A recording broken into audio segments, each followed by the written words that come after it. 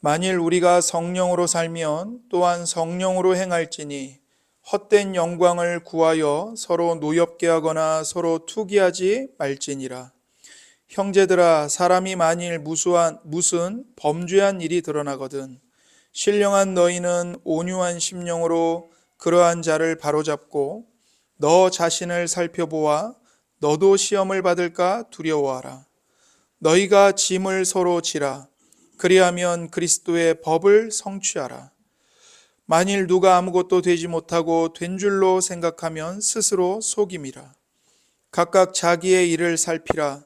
그리하면 자랑할 것이 자기에게는 있어도 남에게는 있지 아니하리니 각각 자기의 짐을 질 것이라. 아멘. 이는 살아계신 하나님의 말씀입니다. 오늘도 우리에게 말씀하시는 하나님께 감사합니다. 십자가의 복음은 우리의 대인 관계를 달라지게 만듭니다. 은혜의 복음은 주변 사람들과 관련해서 나 자신을 보는 시각과 또 자신과 관련하여 다른 사람들을 보는 시각을 변화시킵니다. 그래서 복음은 남과의 비교에서 우리 자신을 자유롭게 해방시켜 줍니다. 복음만이 우리를 자만과 자학에서 건져내고 담대하고도 겸손하게 해줍니다. 그것이 모든 사람과의 관계에 나타나게 되어 있습니다. 하나님의 은혜 때문에 우리는 자신을 더 잘났거나 못난 사람들과 비교하지 않습니다. 복음 안에서 맡겨진 자신의 본분에 주목합니다. 여러분과 저에게 주어진 본분은 무엇입니까? 그리스도께서 우리를 위해 해주신 일에 감사하면서 그 은혜가 감사하기 때문에 나 자신의 존재와 소유를 하나님께 제물로 바치는 것이 우리의 본분입니다. 바울은 주 안에 있는 형제 그리스도인들에게 성령으로 행할 것을 권했습니다. 갈라디아서 5장 25절에 만일 우리가 성령으로 살면 또한 성령으로 행할지니, 이 말씀은 우리가 성령님 안에서 새 삶을 얻었으니 성령께서 인도해 주심을 따라 살아가야 한다는 말씀입니다. 성도는 성령으로 새로운 생명을 얻은 사람입니다. 그렇기 때문에 날마다 그 성도는 자기 내면에 있는 악한 욕심을 십자가에 못 박고 날마다 마음으로 그리스도를 사모하며 성령님을 따라가야 합니다. 그렇게 되면 우리의 성품에 성령의 열매가 자라가기 시작합니다. 이제 바울은 성령으로 행하면 대인관계가 어떻게 변화되는지를 보여줍니다. 그 핵심은 우리가 더 이상 헛된 영광을 구하지 않게 된다는 것입니다. 26절을 보십시오. 헛된 영광을 구하여 서로 노엽게 하거나 서로 투기하지 말지니라. 왜 헛된 영광을 구하지 말고 서로 노엽게 하지 말고 서로 투기하지 말아야 합니까? 우리가 성령으로 살면 또한 성령으로 행하는 자들이 되기 때문입니다. 그렇기 때문에 성령으로 행하면, 성령이 주시는 새 생명으로 살면 우리는 더 이상 헛된 영광을 구하지 않습니다. 여기서 헛된 영광이라고 번역된 헬라어는 케노독소이입니다. 케노독소이는 두 가지 단어가 합해진 합성어예요. 케노 그리고 독소, 두 개가 합쳐졌는데 케노는 텅 비었다는 겁니다. 그리고 독소는 영광입니다. 다시 말해서 케노독소이는 텅 빈 영광, 즉 근거 없는 자만심, 공허한 자만심을 가리킵니다. 이게 헛된 영광입니다. 이 자만심은 겉으로 볼 때는 그럴듯해 보입니다. 그러나 속은 텅 비어 있습니다. 아무것도 없어요. 그렇기 때문에 정서가 매우 불안합니다. 자신에게 아무리 자기 겉모습을 꾸며도, 그럴듯하게 갖추어도 자신에게 명예와 영광이 없다는 것을 자기 자신이 더 잘 압니다. 그래서 뭐에 시달리냐면 자기를 증명하는 것에 늘 시달립니다. 내 가치를, 나와 남들에게 내가 얼마나 훌륭한 사람인지, 내가 얼마나 가치 있는 존재인지를 입증해야 하고, 그러다 보면 끊임없이 남과 비교할 수밖에 없고, 그렇게 비교하는 것에 생각이 고착되는 겁니다. 그런 자아는 항상 불안에 떨 수밖에 없습니다. 그래서 자신의 어떤 특성이 남보다 나아 보이면 우리는 헛된 영광에, 텅 빈 자만심에 부풀어서 자만에 빠집니다. 자신이 남보다 열등해 보이면 주눅이 듭니다. 나아가 이 헛된 영광 때문에 경쟁심도 심해집니다. 복음이 없을 때, 은혜가 없을 때 우리 마음 상태가 이렇게 헛된 영광에 빠져서 공허한 자만심을 채우려고 경쟁하게 됩니다. 그래서 그렇게 헛된 영광을 구하면 어떤 일들이 발생할까요? 서로 노엽게 하고 서로 투기하는 일들이 일어나는 겁니다. 노엽게 하는 것은 다른 사람을 도발해서 싸우려는 경쟁적 태도를 뜻합니다. 투기는 남의 것을 탐내는 것, 남에게 그것이 없기를 바라는 마음입니다. 그래서 노엽게함은 우월감에, 헛된 자만심에 차 있는 사람에게서 쉽게 나타나는 특징입니다. 그는 자기보다 약해 보이는 사람을 깔봅니다. 반면에 투기는 열등감에 빠진 사람에게서 나오는 자세입니다. 그는 자기보다 잘나 보이는 사람을 올려다봅니다. 이렇게 바울은 우월감도 열등감도 둘 다 일종의 헛된 영광이라고 말합니다. 우월감에 빠진 사람이나 열등감에 빠진 사람이나 자아에 함몰되어 있기는 마찬가지입니다. 둘 다 자신이 남에게 어떤 어려움을 주는지는 생각하지 않습니다. 상대에 비해서 자신의 모습과 내 기분이 어떠한지에만 과도하게 집착합니다. 우월감에 젖은 사람과 열등감에 찌든 사람은 양쪽 다 경쟁을 통해서 남을 희생시켜서 자존감을 얻으려고 합니다.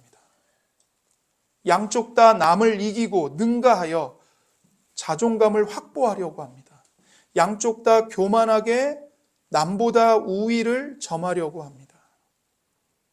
우월감에 젖은 사람과 열등감에 찌든 사람의 유일한 차이는 열등감의 사람은 경쟁에서 졌기 때문에 자신에 대해서 절망하고 승자처럼 보이는 사람들을 시기합니다. 반면에 우월감의 사람은 일단 자신이 이겼다고 느끼면서 여전히 이기고 있음을 확인하려고 계속 남과 비교합니다. 물론 우리는 삶의 한 부분에서는 남을 노엽게 하면서 동시에 다른 부분에서는 시기할 때가 많습니다. 요컨대 노엽게함과 투기는 정반대처럼 보이지만 둘 다 헛된 영광을 구하는 일입니다. C.S. 루이스가 지적했듯이 겸손은 자신을 하찮게 여기는 게 아니라 자신에 대한 생각 자체를 줄이고 오직 예수님만을 바라보는 겁니다. 예수님을 생각하는 겁니다. 여러분, 자학은 겸손이 아닙니다. 그것은 복음에서 난 겸손의 표지가 아닙니다. 교만과 자만 못지않게 복음을 거부하는 태도입니다. 그래서 우월감과 열등감의 뿌리는 똑같이 헛된 영광을 구하는 것입니다. 그러니까 헛된 영광이 낳는 두 쌍둥이가 우월감과 열등감이에요. 스스로 영광을 얻어서 자신의 가치를 느끼려는 갈망이 서로 상반되게 우월감과 열등감으로 표출될 뿐인 거죠. 결국 26절은 텅 빈 자만심을 채우기 위해서 남을 멸시하지도 말고 시기하지도 말라는 뜻입니다.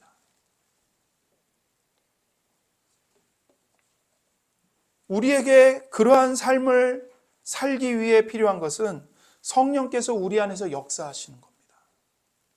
어떻게 헛된 영광, 텅 빈 자만심을 채우지 않고 살아갈 수 있을까요? 성령님이 우리 안에서 역사해 주시는 것.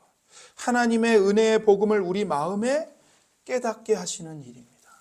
그게 우리에게 필요합니다. 성령님은 우리 안에 역사하셔서 복음을 우리 자아와 인간 관계에 적용해 주십니다.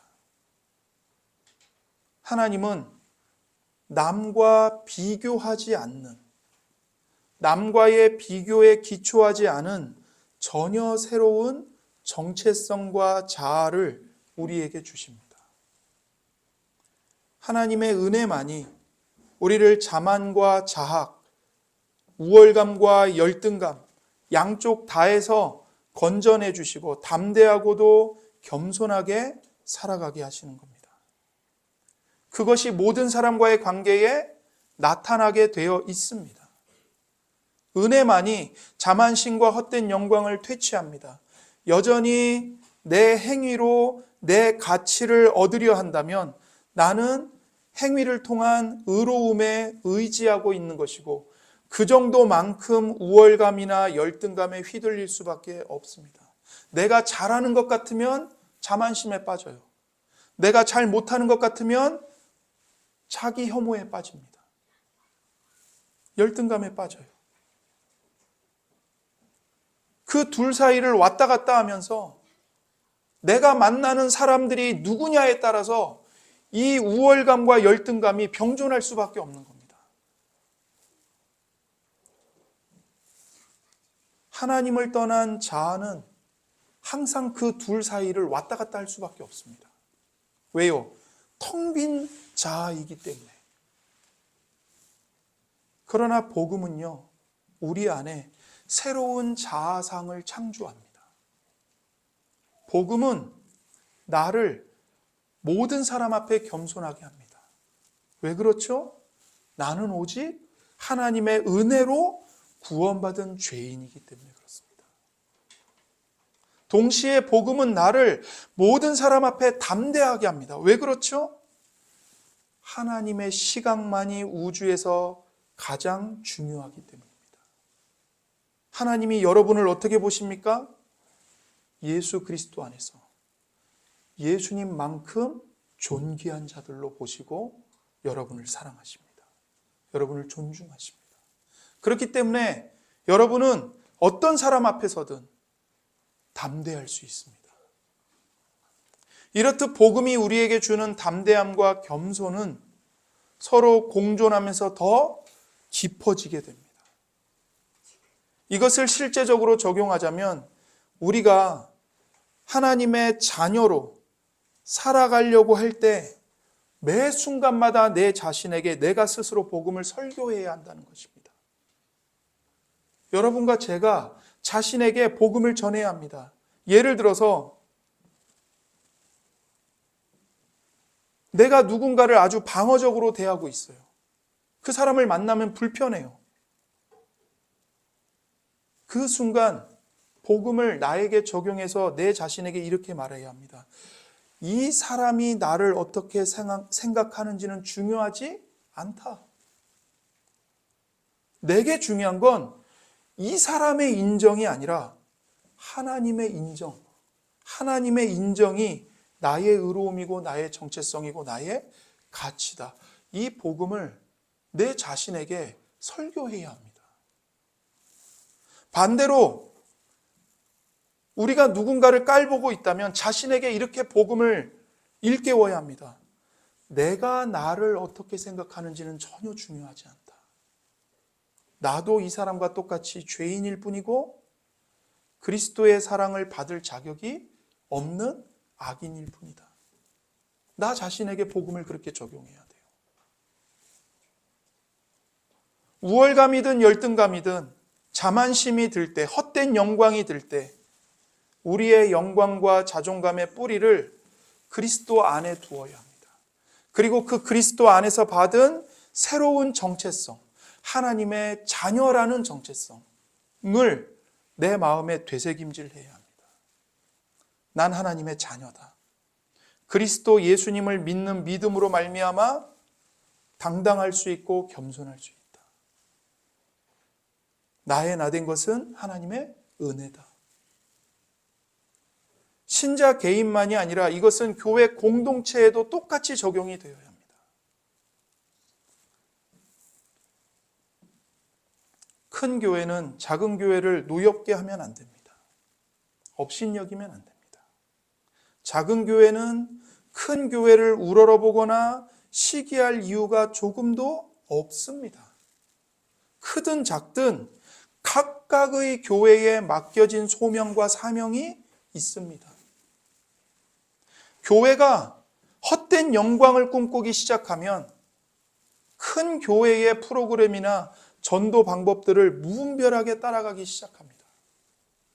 그리고는 교우들 간의 경쟁이 시작됩니다.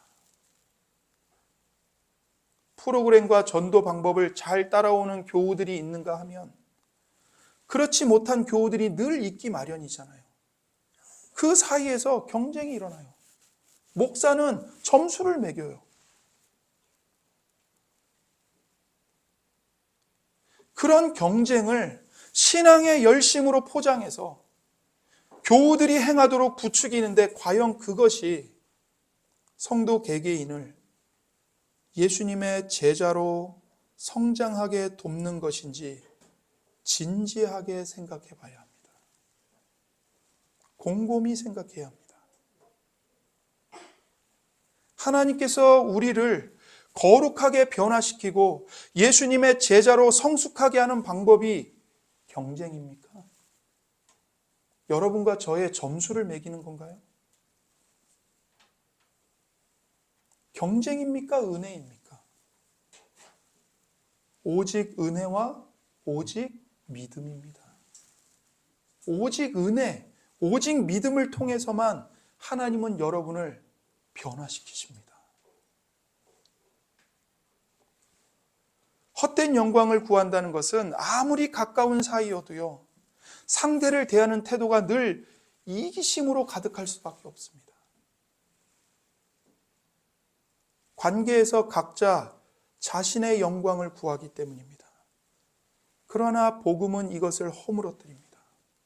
우리가 다 믿음으로 말미암아 그리스도 예수 안에서 하나님의 아들들이 되었으니 유대인이나 헬라인이나 종이나 자유인이나 가난한 자나 부자나 장애인이나 비장애인이나 남자나 여자나 다 그리스도 예수 안에서 하나입니다. 한 가족입니다. 그래서 사도 바울은 6장 1절에서 갈라디아 지역에 있는 성도들을 향해 형제들이라고 부릅니다. 형제들. 가족 언어죠. 가족 언어. 형제들. 우리는 주 안에서 한 가족이 된 형제 자매들입니다. 그리스도 안에서 서로를 격려하며 살아가야 하는 하나님의 공동체로 우리는 부름받은 겁니다.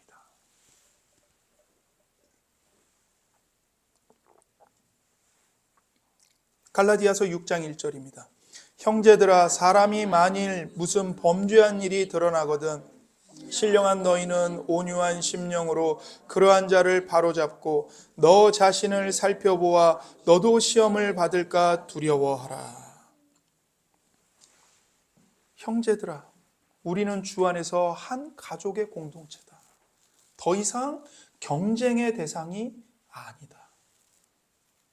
투기의 대상이 아니다. 그러면서 교회 안에서 만일 어떤 사람이 범죄한 일이 드러났을 때 어떻게 해야 되는지를 가르쳐 줍니다. 여러분, 교회에서 누군가가 만일 무슨 범죄한 일이 드러난다면 우리는 어떻게 해야 할까요? 헛된 영광 때문에 우월감에 빠진 사람은 상대를 깔보고 그와 다른 자신을 다행으로 여기면서 스스로를 의롭다고 느낄 것입니다. 그가 상대의 죄를 지적하는 일은 순전히 그 사람에 비해서 자신이 얼마나 선한 사람인지를 보이는, 부각시키기 위한 방법일 뿐입니다. 반대로 헛된 영광 때문에 열등감에 빠진 사람은 어떻게 반응할까요? 상대의 죄 짓는 삶까지도 시샘하거나 혹은 상대방에게 거절당할까봐 감히 복음에 합당하지 않은 그의 삶을 지적하지 않을 것입니다. 그러나 자신이 하나님의 사랑을 받고 있는 자녀임을 아는 형제라면 이럴 때 어떻게 해야 할까요? 바울은 누군가의 죄가 드러난 상황을 못 본 채 해서는 안 된다고 말합니다. 그렇다고 그 교회 안에 있는 누구의 어떤 죄든 보이는 대로 다 지적해야 한다는 말은 아닙니다. 베드로 사도는 베드로전서에서 사랑은 허다한 죄를 덮는이라고 말했습니다. 성급히 비판하면서 형제 자매의 허물을 들추어내고 말해서는 안 됩니다. 덮어줘야 합니다. 사랑으로. 그러나 분명하게 죄가 드러나는 때가 있습니다. 죄가 드러난 경우, 그 죄 때문에 교회가 혼란을 겪고 성도들이 시험에 드는 경우, 즉 죄에 사로잡힌 사람이 드러난다면 그때는 어떻게 해야 될까요? 그때는 간과해서는 안 됩니다. 모른 척해서는 안 됩니다. 죄가 드러났다는 것은 무슨 뜻이냐면 죄 짓는 행동이 아주 고질적인 습관으로 굳어져서 그 죄를 반복하고 특정한 죄가 어떤 의미에서 그 사람을 이겼다는 뜻입니다. 죄 짓는 행동이 습관화되면 외부의 도움과 개입이 없이는 이를 극복할 수 없습니다. 여러분, 알코올 의존증이라든지 도박의 의존증이라든지 이런 거에 습관화돼 버리면 외부의 도움을 반드시 받아야 됩니다. 자기 혼자 이걸 끊을 수가 없습니다. 그리스도인은 성급히 비판해서도 안 되지만 권면하기를 두려워해서도 안 됩니다. 그렇다면 이때 우리의 목표는 무엇일까요? 그것은 바로 온유한 심령으로 그러한 자를 바로 잡는 것입니다. 1절에 보십시오. 6장 1절. 신령한 너희는 온유한 심령으로 그러한 자를 바로 잡고, 이렇게 말씀하죠. 여기 바로 잡고는 어긋난 뼈를 도로 맞출 때 쓰던 말입니다. 뼈가 부러지거나 탈골이 되면 매우 고통스럽죠, 여러분. 왜 그래요? 본래대로 정상이 아니기 때문에 그렇습니다. 우리가 죄를 범하는 것은 어떤 것인가? 뼈가 부러지는 것과 똑같은 겁니다. 매우 비정상적인 것이고 매우 고통스러운 거예요. 우리는 죄를 지어도 이게 너무나도 익숙하기 때문에, 심지어 죄를 짓는 것에서 편안함을 느끼고 기쁨을 얻기 때문에 아무렇지도 않게 생각하지만 하나님이 보실 때 죄를 범하는 것은요, 정상적인 뼈가 부러지는 거예요. 부러지는 거예요. 제 팔이 이렇게 굽지 않고 반대로 꺾여서 굽어진다고 생각을 해보십시오. 어떻게 되겠습니까? 죄를 범하는 게 이런 거예요. 죄를 바로잡는 건 뼈를 다시 제자리로 맞추는 것과 같은 겁니다. 그런데 여러분, 뼈를 맞춰보신 분들은 아시겠지만 뭐가 뒤따르죠? 고통이 뒤따릅니다. 고통이. 하지만 이것은 치유를 위한 고통입니다. 마찬가지로 우리도 고통을 무릅쓰고라도 형제의 드러난 죄를, 명백한 죄를 바로잡아 주어야 합니다. 어긋난 뼈를 맞춰줘야 하듯이 고통스러워도 형제의 죄를 바로잡아 줘야 돼요. 그래서 형제의 죄를 바로잡는 목표는 그의 삶과 심령에 참된 회개와 변화가 나타나도록 돕는 것입니다.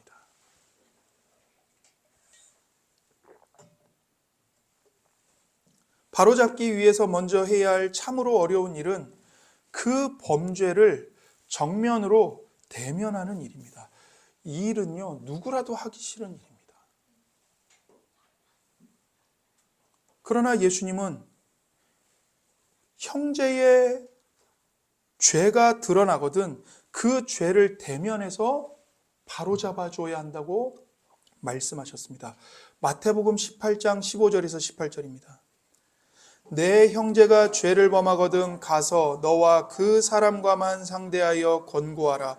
만일 들으면 내가 내 형제를 얻은 것이요 만일 듣지 않거든 한두 사람을 데리고 가서 두세 증인의 입으로 말마다 확증하게 하라. 만일 그들의 말도 듣지 않거든 교회에 말하고 교회의 말도 듣지 않거든 이방인과 세리와 같이 여기라.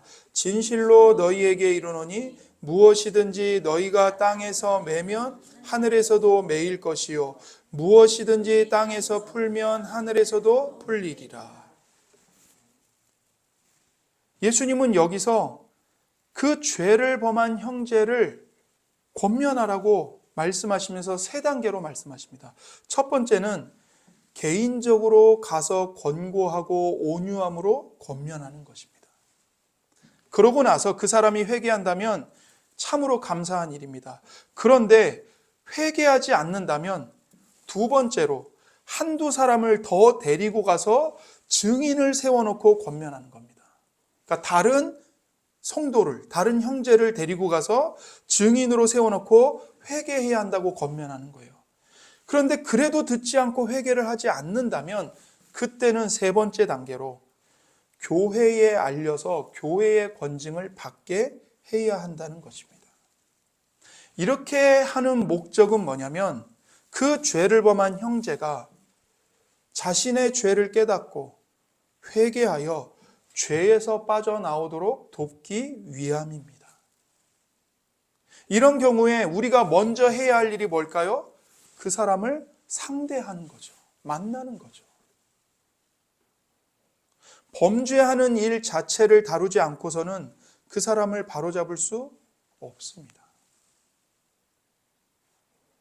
뼈가 어긋났는데 어긋난 부분을 그냥 놔두고서 살에다가 연고를 발라주는 것으로 고칠 수는 없는 것입니다. 뼈를 맞춰줘야죠. 교회는 이런 예수님의 말씀에 기초해서 소위 권징이라는 것을 중요하게 여겨왔습니다. 6장 1절에 신령한 너희는 온유한 심령으로 그러한 자를 바로 잡고, 이 말씀은 초대교회에 있었던 권징을 가리킵니다. 권징은 처음부터 있었던 겁니다. 처음부터. 하나님이 만드신 거고 예수님이 명령하신 거예요. 권징은 교회에 그리스도인들 중에 죄를 범한 사람이 있을 때 그 사람을 회개하게 하고 하나님의 은혜로 회복시키는 성경적인 수단입니다. 특히 말씀 선포와 성례, 권징, 이 세 가지는 그 교회가 참된 교회인가를 알아볼 수 있는 참된 표지이고 은혜의 수단이라고 불립니다. 그러니까 이 교회가 참된 교회인가를 알아보려면 세 가지를 봐야 되는 거예요. 말씀 선포, 성례가 시행되고 있는가 바르게, 권징이 신실하게 시행되고 있는가, 이 세 가지를 봐야 돼요. 그리고 이 세 가지는 하나님이 우리에게 은혜를 베풀어 주시는 수단이에요. 도구라고요. 권징은 현대 그리스도인들에게는 매우 생소한 개념이죠. 아니, 교회가 은혜와 용서가 풍성해야지 아니, 징계를 한다고? 이런 생각이 들기 마련입니다. 하지만 성경은 권징을 적극적으로 시행하라고 말합니다. 우리가 함께 본 갈라디아서 6장 1절과 또 앞에서 본 마태복음 18장 15절부터 18절 말씀도 있지만 다음 성경 구절들도 있습니다. 디모데전서 5장 20절입니다. 범죄한 자들을 모든 사람 앞에서 꾸짖어 나머지 사람들로 두려워하게 하라. 범죄한 자들을 교회 공동체 안에서 모든 사람 앞에서 엄히 꾸짖으라는 거예요. 다른 사람들이 그런 죄에 빠지지 않도록, 죄를 범하는 것을 두려워하는 경각심을 갖도록 꾸짖어야 한다는 거예요. 고린도전서 5장 1절과 2절입니다. 너희 중에 심지어 음행이 있다함을 들으니 그런 음행은 이방인 중에서도 없는 것이라. 누가 그 아버지의 아내를 취하였다 하는도다. 그리하고도 너희가 오히려 교만하여져서 어찌하여 통하니 여기지 아니하고 그 일 행한 자를 너희 중에서 쫓아내지 아니하였느냐. 고린도 교회 안에 음행의 죄를 범한 자들이 있었어요. 바울이 뭐라고 말합니까? 너희가 오히려 교만하여져서 어찌하여 통하니 애통이 여기지 아니하고 그 죄를 행한 자를 너희 중에서 쫓아내지 않고 있느냐.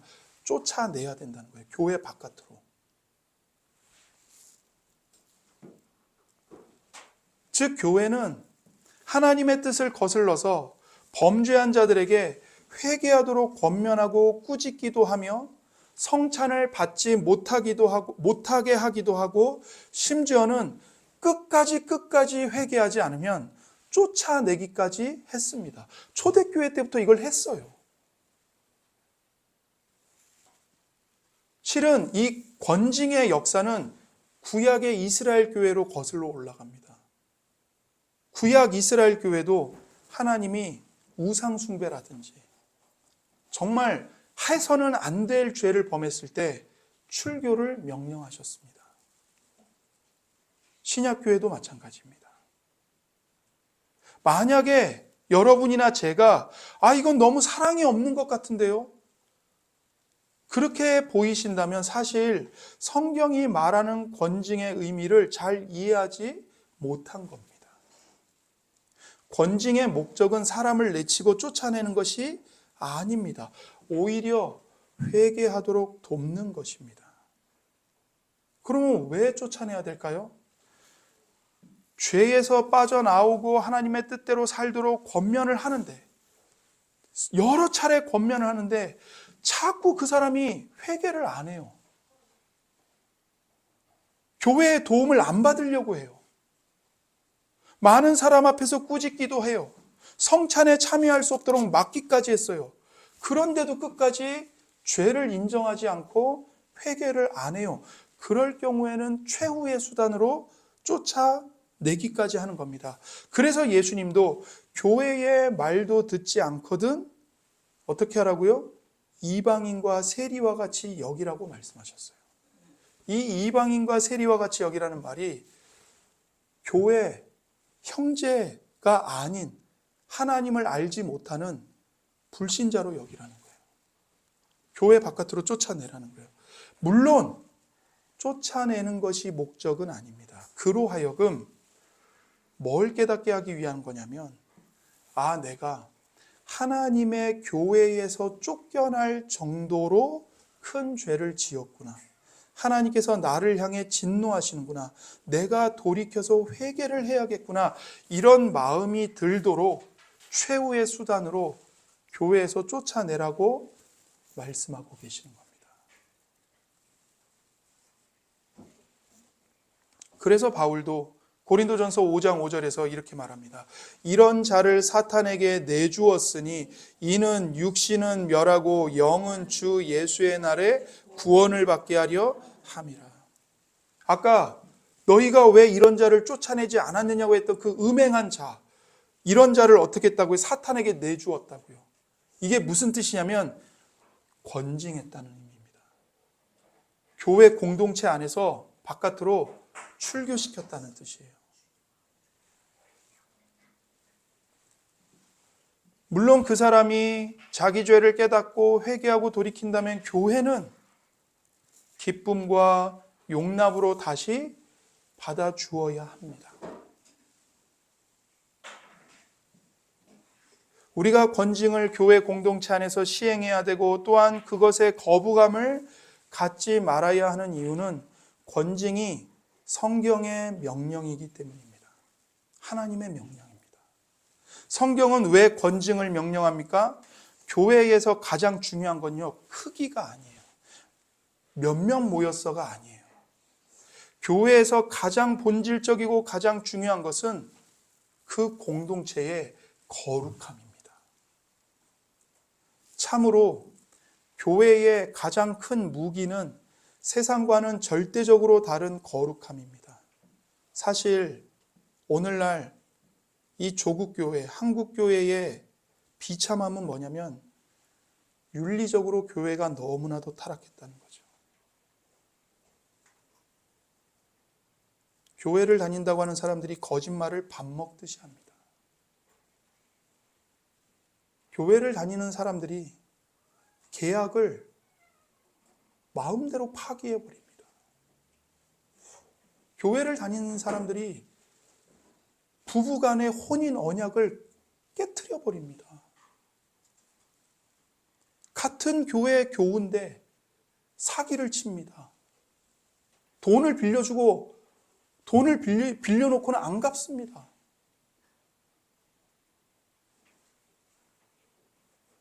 그것뿐입니까?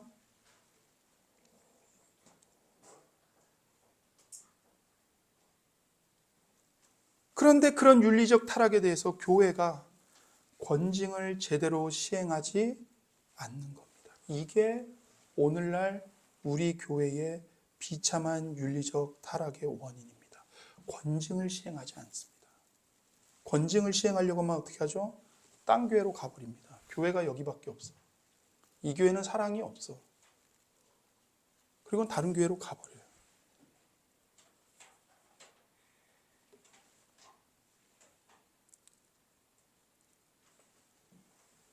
이런 권징을 지속적으로 시행하는 것이 교인들을 억누르고 교회를 성장시키는 것을 방해한다고 생각하실 수도 있습니다.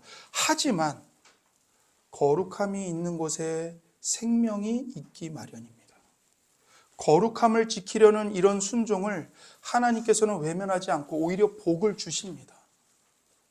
예를 들어서요, 그 미국에 18세기와 19세기에 그 남침내 교단이 있거든요. 그 당시에 남침내 교단은 거의 매년 2%에 달하는 교인들을 권징하고 교회에서 쫓아냈습니다. 왜냐하면 끝까지 회개를 하지 않거든요. 간음을 해놓고 회개를 안 하고, 도둑질을 해놓고 회개를 안 하고, 점을 봐놓고 회개를 안 하고,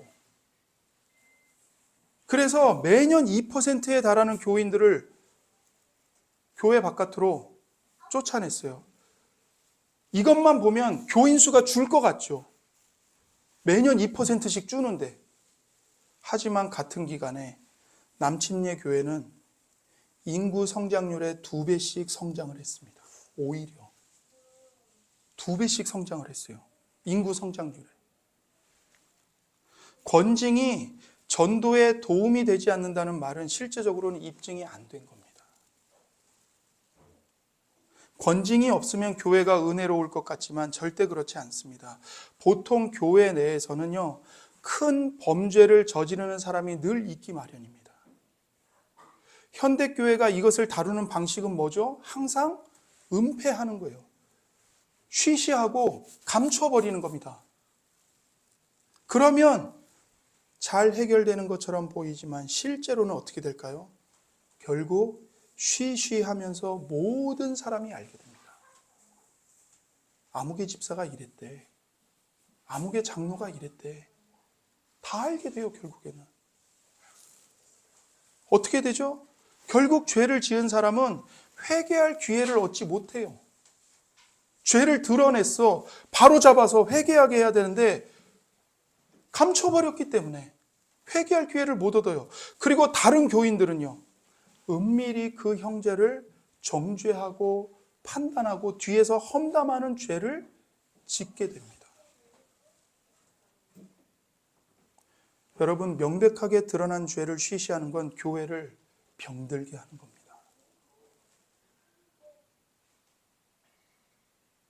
오히려 온유함과 간절함으로 권면하고 회개를 촉구하고 모든 교인과 함께 범죄한 그 사람이 죄에서 돌이키기를 간구한다면, 그리고 이 일을 대하는 모든 교회의 성도들이 자신도 이러한 범죄에 빠질까 봐 두려워하며 징계를 받는 사람을 정죄하지 않고 그 성도를 위해 기도한다면 온 교회가 용납하시는 하나님의 풍성한 은혜에 잠기게 될 것입니다. 따라서 가장 좋은 방법은 심각한 죄에 빠졌을 때 먼저 목회자에게 찾아가서 도움을 구하는 겁니다. 선한 목회자의 기도와 권면에 따라서 서서히 죄를 이겨나가는 겁니다. 따라서 권징은 그저 목양의 일부분입니다. 목양을 위해 필요한 일인 겁니다. 그것은 하나님께서 보내신 목자와 하나님의 양무리 간의 사랑의 돌봄이며, 그 안에서 양무리들은 기쁨으로 죄를 이기고 하나님을 섬길 수 있게 되는 거죠.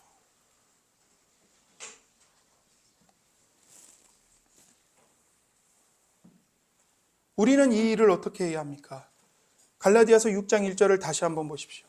형제들아, 사람이 만일 무슨 범죄한 일이 드러나거든 신령한 너희는 온유한 심령으로 그러한 자를 바로잡고 너 자신을 살펴보아 너도 시험을 받을까 두려워하라. 이 일을 어떻게 해야 될까요? 형제의 죄를 바로잡는 일은 온유한 심령으로 해야 합니다. 우리는 이 일을 정죄와 그 싸늘함 가운데서 해서는 안 됩니다. 눈물과 인내로 해야 합니다.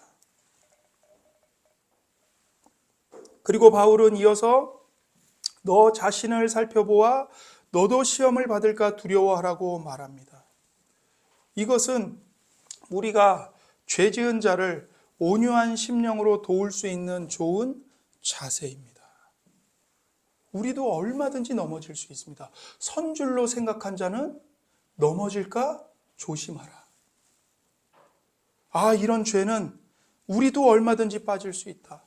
혹시 나는 이런 죄에 노출되어 있는 것이 아닐까? 나도 이런 음란과 탐욕에 빠져 있는 것이 아닐까? 나부터 정신을 차리고 깨어 있어야 되겠다. 이렇게 생각한다면 우리는 언제나 죄에 빠진 자들을 온유함으로 대할 수 있을 것입니다. 바울은 이 일을 신령한 너희가 해야 한다고 말합니다. 1절에 형제들아 신령한 너희는 온유한 심령으로 그러한 자를 바로잡고, 이렇게 말하죠. 신령한 너희가 이 일을 해야 된다는 거예요. 여러분, 여기서 오해하지 말 것은 이 신령한이라는 말은요, 성령의 인도하심을 받는다는 뜻입니다. 즉 신령한 너희는 성령의 인도하심을 받는 너희들입니다. 바울은 성령으로 행하는 성도들에게 이 말을 했습니다. 이것은 몇몇의 뛰어난 엘리트 신자들을 가리키지 않습니다. 직분자들만을 가리키지 않습니다. 소위 영적인 사람이라고 흠모를 받는 그런 슈퍼 영적인 사람만을 가리키는 게 아니에요. 모든 성도가 성령의 인도하심을 받는 신령한 이들입니다. 그러니까 우리 모두가 이 일을 다 함께 해야 하는 겁니다. 바울은 모든 평범한 성도들에게 너희가 성령으로 살고 성령으로 행한다면 교회 안에서 이렇게 해야 한다라고 가르치는 겁니다. 조금이라도 예수님의 제자답게 살려고 애쓰는 사람이라면 누구나 이 책임이 있다는 거죠. 하나님의 자녀라면, 예수님을 믿는 신자라면 누구에게나 이 책임이 있다는 거예요. 왜요? 예수님을 믿는 그 사람이 곧 성령으로 행하는 사람이기 때문입니다. 신령한 너희들이기 때문에 그렇죠. 그래서 바울은 2절에서 이렇게 말합니다. 2절에 너희가 짐을 서로 지라 그리하여 그리스도의 법을 성취하라. 보세요. 너희가 서로의 짐을 져주라고 말합니다. 여기서 짐을 서로 지라는 말이 1절과 연결되어서 나온다는 것을 우리는 주목해야 돼요. 그렇게 해서 그리스도의 법을 성취하라고 말합니다. 누군가의 드러난 죄를 바로잡는 일은 우리가 함께 서로 짐을 지는 한 방법입니다. 짐을 서로 지라는 것은 자신이 짓는 죄와 각자 싸우라는 것이 아니라 같이 싸우라는 의미입니다. 같이 싸우라고요. 힘을 합쳐서 싸우라고요. 그래서 1절에서는 범죄한 자를 온유한 심령으로 바로 잡아주라는 것입니다. 또한 이렇게 함께 짐을 지는 방식으로 죄와 싸우는 이 전쟁을 치를 필요가 없다고 생각한다면 그 사람은 스스로를 속이는 겁니다. 왜냐하면 그것은요, 나 혼자서도 얼마든지 죄와 싸워 이길 수 있는 사람인 것처럼 자신을 과대평가하고 있는 것이기 때문이죠. 따라서 개인적으로 하나님과 잘 사귀면 되지, 교회 공동체의 위로와 도움은 별로 필요 없다는 생각은 교만인 겁니다. 바울은 너희가 짐을 서로 지는 것이 그리스도의 법을 성취하는 것이라고 말합니다. 우리는 그리스도께서 우리의 죄와 고통의 짐을 대신 져주셨음을 기억해야 합니다. 우리는 그리스도께서 우리를 사랑하신 것 같이 서로를 사랑해야 합니다. 새 계명을 너희에게 주노니 서로 사랑하라. 내가 너희를 사랑한 것 같이 너희도 서로 사랑하라. 그리스도께서는 삶과 죽음으로 우리의 모든 짐을 대신 져주시고 우리를 구원하셨습니다. 진정한 사랑이 무엇인지 십자가에서 보여주셨습니다. 그러므로 그리스도의 인격과 말씀과 삶의 모습은 우리가 따라가야 할 법입니다. 그래서 그리스도의 법입니다. 우리 삶은 마땅히 그리스도를 본받고 닮아가야 합니다. 그리스도를 닮아 서로의 짐을 함께 져야 합니다. 특별히 죄의 짐을 함께 짊어져야 합니다. 그리스도의 법이란 우리 삶 전체가 그분의 모본을 따른다는 뜻입니다. 우리가 그리스도를 따르는 동기는 그리스도를 따라가지 않으면, 그리스도를 닮아가지 않으면 구원받지 못하기 때문이 아니고, 우리가 그리스도를 따라가면서 짐을 함께 나눠지는 그 동기는 하나님의 은혜에 감사하기 때문이고 하나님의 사랑에 기쁨으로 반응하기 때문인 거죠. 그래서 이러한 그리스도의 법을 따라 사는 성도의 삶의 구심점은 인격체이신 예수님이십니다. 예수님을 따라가는 겁니다. 이제 우리의 의무는 이전과 달라졌습니다. 그리스도께서 우리의 짐을 지셨기 때문에 우리도 남의 짐을 집니다. 그래서 2절을 요약하면 이렇게 되는 거예요. 너희의 짐을 지신 그리스도의 발자취를 따라 너희도 남의 짐을 지라, 이겁니다. 그래서 6장 2절과 5장 13절과 14절은 서로 연결되는 말씀입니다. 갈라디아서 5장 13절 14절입니다. 형제들아 너희가 자유를 위하여 부르심을 입었으나 그러나 그 자유로 육체의 기회를 삼지 말고 오직 사랑으로 서로 종노릇하라. 온 율법은 내 이웃 사랑하기를 내 자신같이 하라 하신 한 말씀에서 이루어졌나니. 보세요. 사랑으로 서로 종노릇하는 것이 곧 서로의 짐을 함께 지는 것입니다. 형제의 삶의 책임과 문제를 바울은 짐으로 표현합니다. 그렇게 함으로써 그리스도인의 관계가 어떤 관계인지를 아주 생생하게 실제적으로 묘사하는 겁니다. 여러분, 내 옆에 짐진 사람이 있어요. 내가 그 사람을 도와주고 싶어요. 그러면 어떻게 해야 되죠? 멀리 또 떨어져서 힘을 내라, 힘을 내라. 이렇게 도와줄 수 있습니까? 그렇게 못 도와줍니다. 어떻게 해야 돼요? 짐을 지고 허덕이는 그 사람 옆에 가서 그 짐 밑에 같이 들어가서 그 사람과 붙어서 함께 짐을 져 주어야 하는 겁니다. 내 어깨로, 내 허리로, 내 다리로 그 짐을 함께 져줘야 되는 거예요. 이게 바로 그리스도인의 관계입니다. 공동체성입니다.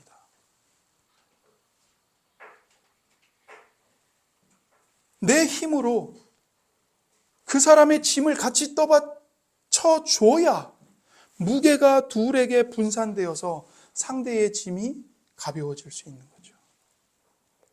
이처럼 그리스도인은 형제의 이야기를 귀 기울여 듣고 그의 사정과 형편을 이해하고 돌아보고 그가 겪는 물리적인 어려움, 정서적인 어려움, 영적인 어려움을 함께 나눠줘야 한다는 겁니다. 그리고 또한 이 말씀은 바울이 지금 갈라디아 교회 안에 들어온 유대주의자들, 즉 율법주의자들을 지금 한번 책망하고 있는 말씀이기도 합니다. 그 거짓 교사들은 갈라디아 교인들을 모세 율법 아래 끌어들이려고 했습니다. 그런데 그들의 특징이 뭐냐면 그들은 짐을 서로 지지 않아요.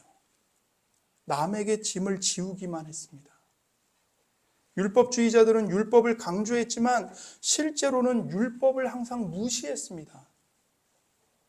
그런 자들을 향해 바울은 자기 옳음을 주장할 게 아니라 오히려 남의 짐을 덜어주라고, 결국 그것이 율법을 성취하는 길이라고 말하는 것입니다.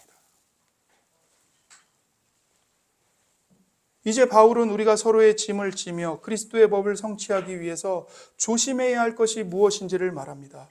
바로 3절에서 5절입니다.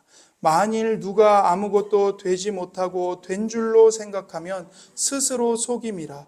각각 자기의 일을 살피라. 그리하면 자랑할 것이 자기에게는 있어도 남에게는 있지 아니하리니 각각 자기의 짐을 질 것이라. 한글 성경에는 빠져 있지만 이 그리스어 성경에는요 3절 첫머리에 왜냐하면이라는 접속사가 있습니다. 왜냐하면, 즉 3절에서 말한 잘못을 범하면 2절처럼 서로의 짐을 질 수 없다는 뜻입니다.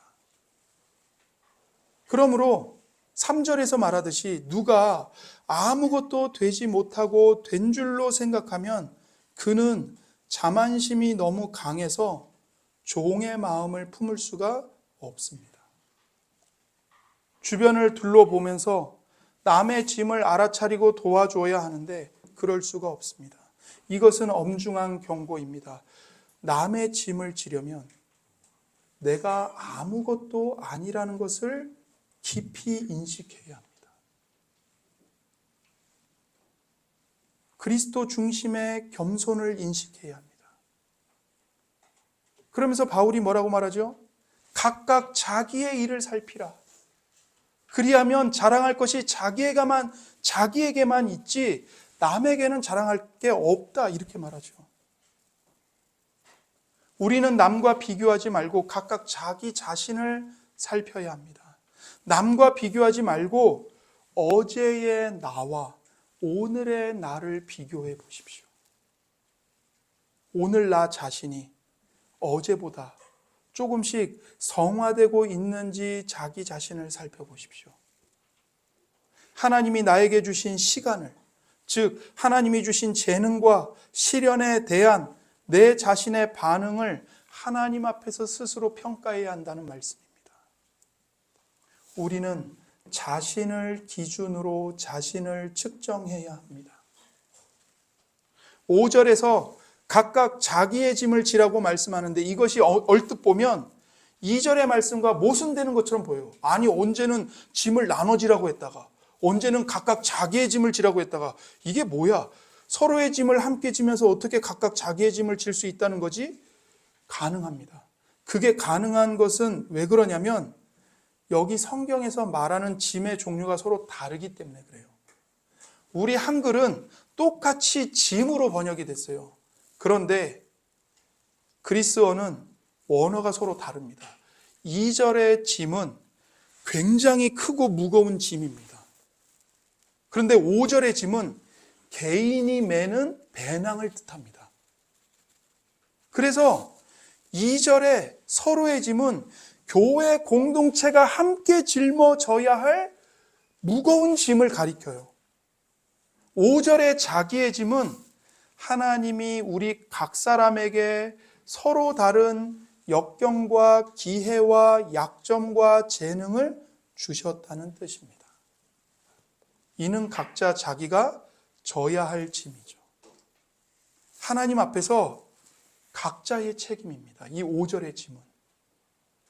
그러므로 여러분, 우리 자신을 남과 비교해서는 안 됩니다.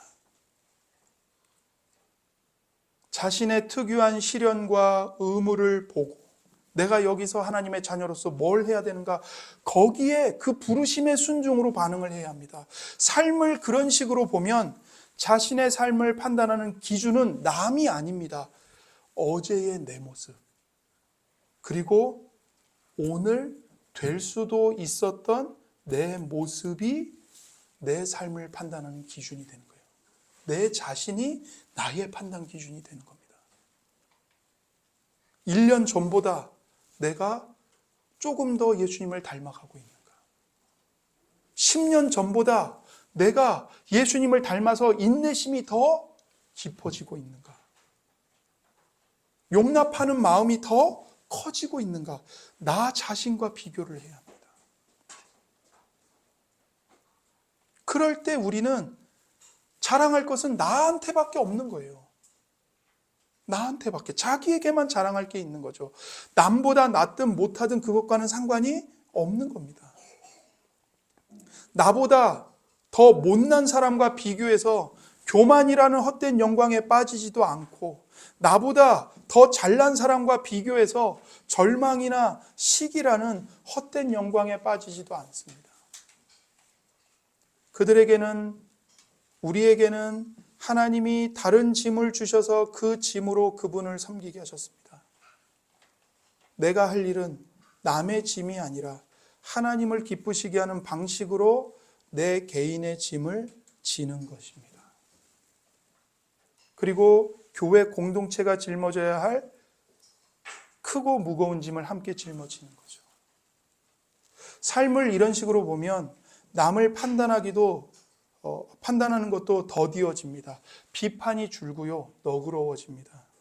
예컨대 짜증내는 사람이 보여요. 그러면 우리는 복음을 적용해서 이렇게 생각할 수 있습니다. 지금 저 사람이 어떤 괴로움과 압박에 시달리고 있는지 나는 모른다. 오히려 저 사람은 시작할 때 정서적으로 얼마만큼 절제하고 있는지, 그것이 어느 수준인지 나는 모른다. 어쩌면 그가 나보다 오늘 더 하나님 앞에서 참고 견디면서 순종하고 있는지도 모른다.